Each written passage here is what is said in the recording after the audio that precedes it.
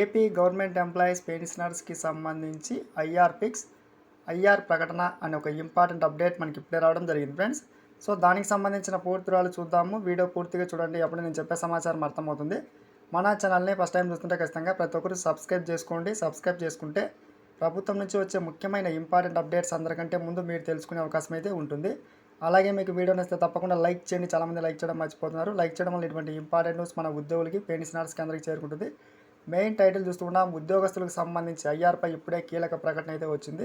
ఇక్కడ చూస్తూ ఉన్నాం, 12వ పే రివిజన్ కమిటీ ఏర్పాటు చేసి ముఖ్యంగా కమిటీ రిపోర్టు వచ్చేలోపు మధ్యంతర పూర్తి ఐఆర్ 30% ఇవ్వాలని చెప్పి నిర్ణయించడమే జరిగింది. హెల్త్ కార్డు విషయంలో కూడా మనకి తీవ్ర జాప్యమే జరుగుతుంది.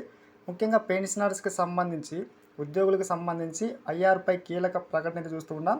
ముఖ్యంగా అన్ని వర్గాలకు న్యాయం చేస్తున్న ఈ యొక్క ప్రభుత్వం, ముఖ్యంగా ప్రభుత్వ ఉద్యోగులు పెన్షనర్స్కి సంబంధించి కూడా ఐఆర్పై భారీ అంచనాలు పెట్టుకున్నారు. సో వారికి అనుగుణంగా మనకి ఐఆర్ కూడా విడుదలవుతున్నట్టుగా తాజా సమాచారం చూస్తున్నాం.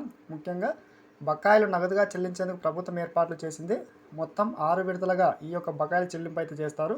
సో ముఖ్యంగా మనకి 4 లక్షల నుంచి 5 లక్షల వరకు దాదాపుగా ప్రతి ఒక్క ఉద్యోగికి అమౌంట్ అయితే జమ కాబోతుంది. ఇక్కడ చూస్తున్నాం, ఇప్పటికే డిఏ బకాయిల విడుదలపై మనకి ఏపీ సచివాలయ ఎంప్లాయీస్ సంబంధించినటువంటి సంఘం కూడా మనకి హర్షం వ్యక్తం చేసింది.